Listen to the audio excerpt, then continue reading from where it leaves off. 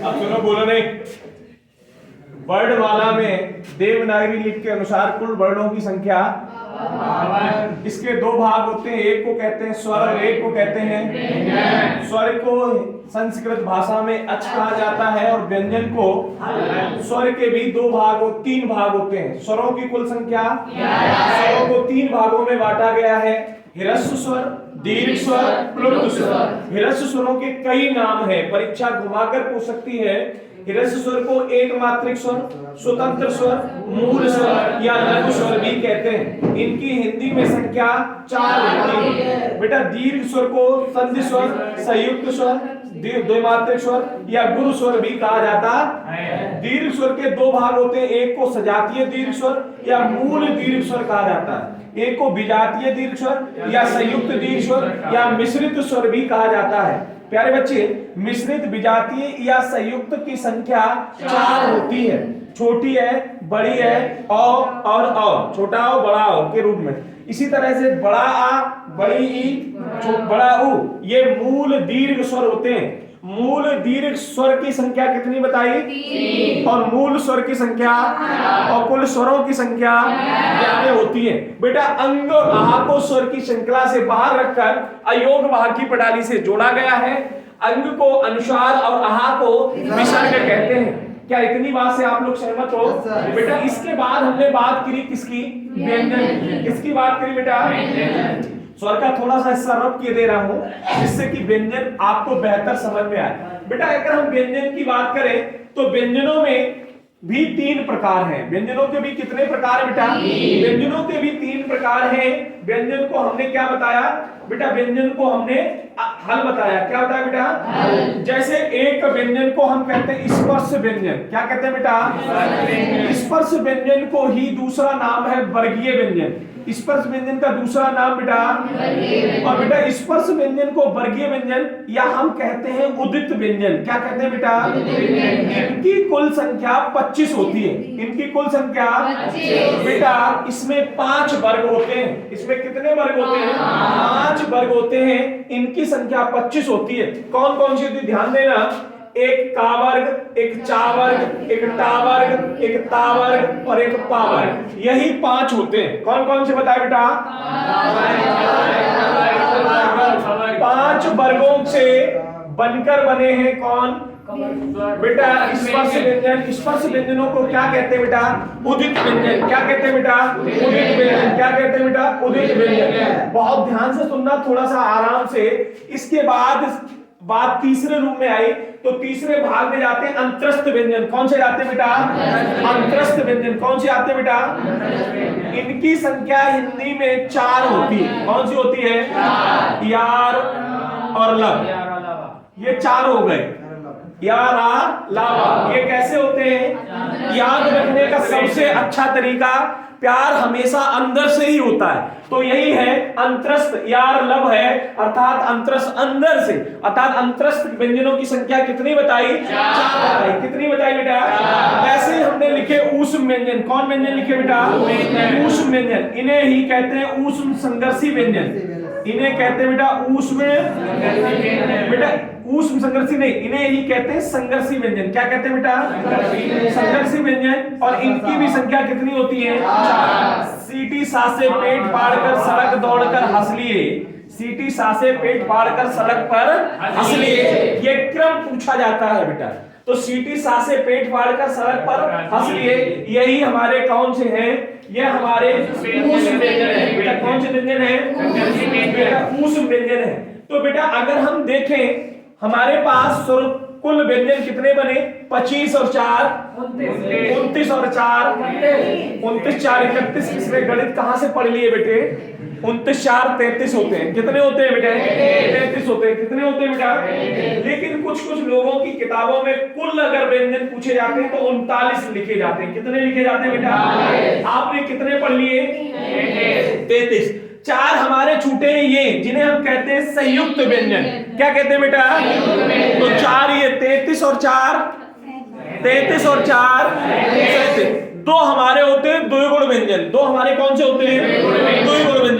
29 और 2 तो कुल बेटा कुल व्यंजन पूछे जाए तो कितने होते हैं? 39। कितने होते हैं? पहला प्रश्न सुनो बेटा, आपसे पूछे जाए मूल व्यंजनों की संख्या 33। मूल व्यंजनों की संख्या, मूल व्यंजनों की संख्या, व्यंजनों के कितने भेद होते हैं? कौन कौन से? आशा करता हूं समझ गए होंगे बेटा। जो चार वर्ग है ये वाला, ये यहां तक जो 5 अक्षर आए हुए हैं, इनके 4 अक्षरों को हम बेटा क्या बोलते हैं? स्पर्श संघर्षी व्यंजन। क्या बोलते हैं बेटा? स्पर्श संघर्षी। चार वर्ग के वर्णों को स्पर्श संघर्षी व्यंजन कहा जाता है। क्या कहा मैंने? फिर से मेरी लाइन को सुने। अगर हम आपसे पूछे संघर्षी व्यंजनों की संख्या कौन कौन से? सलजम से पेट फाड़कर सड़क पर हंस दिए। सलजम से पेट फाड़कर सड़क पर, ये क्या कहलाए? संघर्षी व्यंजन। अगर हमने पूछा स्पर्श संघर्षी, क्या पूछा बेटा? तो वो कौन से होंगे? और ऊष्म संघर्षी, आशा करता हूं इस बात से सहमत होंगे बेटा। संयुक्त व्यंजन कौन से? क्षेत्र ज्ञा के साथ श्री। क्षेत्र ज्ञा के साथ ये कैसे कहलाए? कैसे कहलाए बेटा? संयुक्त व्यंजन। कैसे कहलाए बेटा? संयुक्त व्यंजन। मैं एक आपको कहानी सुनाने जा रहा हूं, बहुत सुंदर कहानी है। आप गलती मत कर देना, यदि आपने कहानी को समझ लिया तो आपको बड़ी सुंदर वर्णमाला याद हो जाएगी। वैसे कुछ जगह पर, कुछ किताबों में कुछ लोगों ने ऐसे ही पढ़ाया, KTM 2 यही पढ़ा है। K फॉर कंठ, K फॉर बेटा, T फॉर तालव्य, T फॉर M फॉर मूर्धन, M फॉर D फॉर दंत, D फॉर O फॉर ओष्ठ। बेटा इस तरीके से पढ़ाया है। हम आपको थोड़ी सी हिंट दे रहे हैं। वास्तविक ये घटना सही है, जिसने भी पढ़ाई है पढ़ी है सही है, लेकिन यह घटना केवल यहीं तक काम करती है, केवल अंशुमा अक्षर तक ही काम करती है। लेकिन कुछ ऐसे वर्ण भी हैं, चाहे वह स्वर हो, चाहे वह अतिरिक्त व्यंजनों में हो, ऊष्म व्यंजन के हो, वह भी कंठ तालु मूर्धा दंत ओष्ठ से ही ध्वनियों को प्रदर्शित करते हैं। तो कैसे आप याद रखेंगे? कमल नाम का एक बच्चा था। क्या कहा मैंने? बहुत सुंदर कहानी है, जिसको समझ में आ जाए ठीक है, नहीं आ जाए तो अपनी रिकॉर्ड कर ले। इस कहानी से कई वर्ड याद हो सकते हैं। क्या कहा मैंने? इस कहानी से कई वर्ड याद हो सकते हैं। इस कहानी से यदि आपको याद हो जाए तो ठीक है, और नहीं तो अपनी रिकॉर्ड कर लीजिए अपने फोन में, कोई दिक्कत नहीं होगी। आप अपने फोन में रिकॉर्ड कर लीजिए, जिसको खोलना है खोल लीजिए, जैसे चाहे वैसे रिकॉर्ड करना। आप यहां से वर्डों को बेहतर ढंग से याद कर लेंगे। क्या कर लेंगे बेटा? बेहतर ढंग से। चले भाई सुनाए, बहुत ध्यान से सुनना। कमल नाम का बच्चा था। क्या नाम बताया बेटा? कमल माने के फॉर कमल, के फॉर, और के से याद रखेंगे का। देखो बात याद रखेंगे। कमल नाम का बच्चा था। कहां से? कौन सा बच्चा था? कमल नाम का बच्चा था, और उस बच्चे को क्या लगी थी? भूख लगी थी। क्या लगी थी? तो बच्चा बार बार आ कर रहा था। क्या कर रहा था बेटा? क्या कर रहा था बच्चा? बेटा कमल नाम का बच्चा था, और वो बच्चा क्या कर रहा था बेटा? बार बार आ कर रहा था। क्या कर रहा था बेटा? क्या कर रहा था बेटा? मम्मी ने उसकी पूछा। किसने पूछा? बेटा आवाज कहां से निकलेगी? तो कंठ, बेटा कंठ से। मम्मी ने उसके पूछा, बच्चा कमल नाम का बच्चा था, कंठ से आ कर रहा था। क्या कर रहा था? बच्चे की मम्मी ने पूछा क्या भूख लगी है? बच्चे की मम्मी ने क्या पूछा?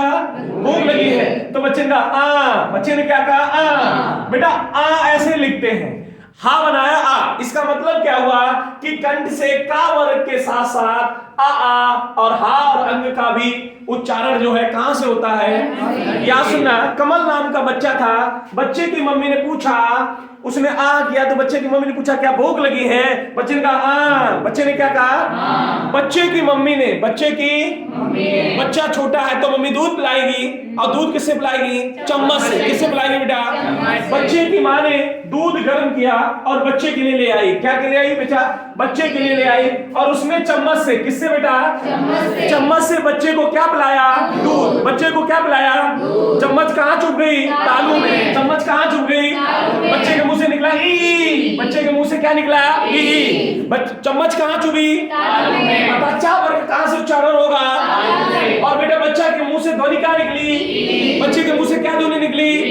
मम्मी ने पूछा क्या मुंह जल गया? बच्चे ने कहा यस। बच्चे ने क्या कहा? भाई आजकल के आधुनिक बच्चे पढ़े लिखे हैं, अंग्रेजी में ही बात करते हैं। तो बच्चे ने क्या कहा? यस। बच्चे ने क्या कहा? कमल नाम का बच्चा था, कंठ से उच्चारित हो रहा था। बच्चे की मम्मी ने पूछी भूख लगी है? बच्चे ने कहा आ। पहले तो आ कर रहा था। बच्चे की मम्मी ने पूछा भूख लगी है? बच्चे ने कहा हाँ। तो बच्चे की माँ ने गर्म दूध किया। क्या किया बेटा? गर्म दूध किया। और गर्म दूध की चम्मच जो थी वो उसके कहाँ छुप गई? बच्चा एकदम बोला ई। बच्चा एकदम क्या बोला? बेटा वैसे बच्चे की माँ ने कहा क्या मुंह जल गया? बच्चे ने कहा यस। बच्चे ने क्या कहा? यस का मतलब या और साबी तालब से बोला जाता है। या और साबी तालब से बोला जाता है। उसी समय बोलने से निकल रहे थे ऋषि। उसी समय कौन निकल रहे थे? उसी समय कौन निकल रहे थे? ऋषि। कौन निकल रहे थे? बेटा उन्होंने बताया। उन्होंने क्या बताया? कि टमाटर का रस, टमाटर का बच्चे के मुंह से मतलब बेटा टमाटर का मतलब ऋषि का मतलब ऋषि, रस का मतलब रा और सा। बेटा अर्थात मूर्धन्य से टा वर्ग के साथ ऋषि और रा और सा भी बोला जाता है। टा और रा सा भी बोला जाता है। फिर से सुनना, वहीं से निकल रहे थे कौन? ऋषि। उन्होंने क्या कहा? टमाटर का रस डाल दो तो बच्चे के मुंह में ठंडक मिलेगी। क्या मिलेगी? उन्होंने कहा अच्छा। उन्होंने जैसे ही बच्चे के मुंह में ठंडक मिलेगी उसकी दांतों से लस्सी बन जाएगी। क्या बन जाएगी बेटा? अर्थात लस्सी बाहर आ जाएगी। अर्थात कौन बाहर आ जाएगी? बच्चा जब दूध पीता है तो आप देखते हो तरंग में जाता है और जमकर बाहर निकलता है दही के रूप में। तो वही लस्सी क्या होगी? बाहर निकल आएगी। कहाँ डालो? दांतों में डालो। मुंह में डालोगे तो दांतों से बाहर क्या आ जाएगी? लस्सी आ जाएगी। अर्थात बच्चा हंस जाएगा। जब बच्चा हंस जाएगा तो बच्चा होठों से क्या करेगा? ओ। बच्चा होठों से क्या करेगा? मतलब फिर से कहेगा कि हम जो है पूरी तरह से सही हो गए। फिर से वो क्या कहेगा? ऊ। क्या कहेगा बेटा? ऊ। एक बार कहानी को फिर से रिपीट कर रहा हूं, सारे वर्ड क्लियर हो गए। कंठ से का वर्ग के साथ आ बोला जाता है और आ के साथ हा और हा भी बोला जाता है। बेटा तालब से चा वर्ग के साथ ई छोटी बड़ी के साथ या और सा भी बोला जाता है। बेटा मूर्धन्य में टा वर्ग के साथ साथ रा और सा भी बोला जाता है। बेटा ता वर्ग दंत के साथ ला और सा भी बोला जाता है।